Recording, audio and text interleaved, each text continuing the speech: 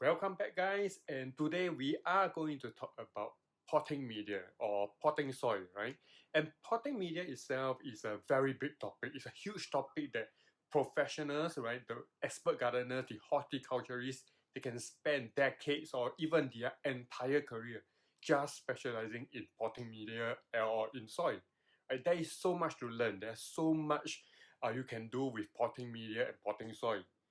But if we are treating it, we are treating gardening it as just a hobby, right? We are just enthusiasts trying to grow some plants that we like. We can keep everything simple. We can keep it simple, right? We just need to understand the general principles, and I think that is good enough. So for any potting media or potting soil, we generally look at two of their characteristics, right? First, we look at the nutrient levels, right? And then we look at the water retention capability. So with these two ideas, right, we can then tweak and adjust them, right, to create the ideal mix that we want. So for example, if your balcony is very windy and sunny most of the day, right, you have this strong breeze going on and it's very sunny and there's strong sunlight and heat, right, the soil tends to dry out very fast.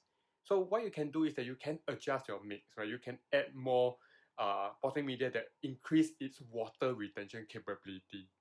So likewise, if your garden is very humid, right, there's no wind and it's wet, it's beside a pond or things like that, right? If you'll probably want a draining mix, right? If you're growing certain plants that needs a draining mix, you need to keep dry, right? Then you can add other potting media to your potting mix so that water can flow through the pot more easily. And so every growing environment is unique, and that's how you can create the ideal mix for your own growing environment. So and different plants, right, they require different potting media conditions, right? It is, some of them prefer to have their roots dry. They don't want wet feet. They don't want to be soaked in water. But some plants itself, they like more nutrients, and some plants may like uh, more wet and maybe nutrient-free soil. So using the grow method, right, you can find out the plant's growing conditions. You can then choose the right potting mix or design or create the right potting mix for it. So by the way, if this is the first time you're watching my video or if you want to really learn more about the grow method, click on the link below in the description and download my ebook for free, my ebook called Grow. Right, the grow method is the most powerful approach that allows you to enjoy gardening without stress, without frustration. Right, it makes gardening so much easier for everyone. Right, so check out the link and download it for free today. So let's get started and let's just talk about the most commonly used potting media in most of the gardening that we do, right? That it will be garden soil, right? So garden soil, in fact, is already a potting mix, right? It's a mixture of certain stuff. And for a good garden soil, it should be loose and it should be gritty, right? You can feel the sandy part of it. So meaning that loose and gritty, it drains water pretty well, right? And at the same time, it is very high in nutrients. So if you really smell it, right, it smells nice, right? Good soil has this musky and earthy smell from the compost, right? So don't use the soil that are very clumpy or very clayey, right? Or very heavy itself. They tend to retain too much water and cause root rot. And in the long term, because they harden, right, they are a lot harder to maintain. So there are many to choose from, right? You can go to a shop and nursery, you can see wide range of soil that you can buy, right? Go for the light and loose, gritty garden soil, right? It may cost a little bit more money, but it's good investment. So many gardeners also, they create their own garden soil mix.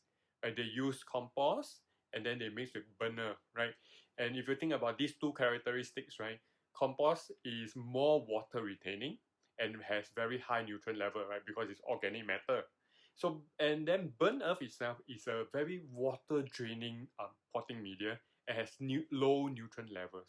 So by adjusting the different proportion of these two potting media, right, you can create a mix that is the most suitable for your growing environment, right? And out there, beyond that, there are a lot of other kind of potting media that you can use as well, right? So for water retaining potting media, right, you can use what I call it peat moss, right? Or you can find those moss, right? Or dried sphagnum moss. They can retain a lot of water and they are nutrient free. So if you would need a water retaining media, you can use that as well. So for water draining potting media, you can use perlite or vermiculite. They are man-made minerals that are very useful for creating potting mixes, right? Like just like peat moss and sphagnum moss, they are all nutrient free.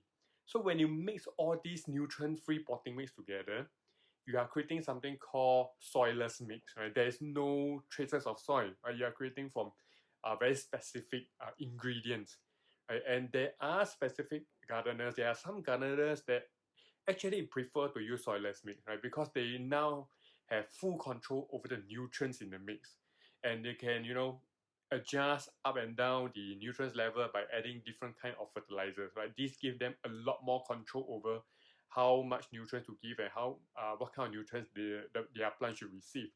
So this is particularly useful when you are growing like specific plants like carnivorous plants, right? Because they should not be grown in high nutrient soil. So they grow it. So most gardeners grow it in soilless mix.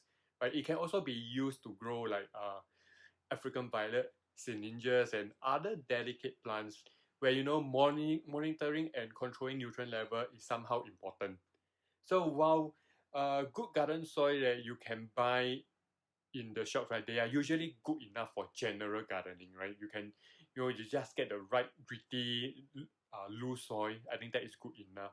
But knowing how to mix, right, knowing how to mix and what to mix in your soil is a great skill to have, right? It's a great knowledge to have, right? Because it opens up a lot more opportunities for you to grow any plants. Right? It increases your chance of success to grow any plants in your growing environment because now you can change the properties of your soil so that it suits your plant's needs. There are also times where you see your plants seem to be like drying up in your windy balcony, and you may want to modify a bit, right? Modify the soil a bit by adding a layer of sphagnum moss on top or do something to it, right? So that more water is retained in the soil, and from there your plants will become happier and they will grow well for you. So overall, it's a good skill. It's a very useful knowledge to have.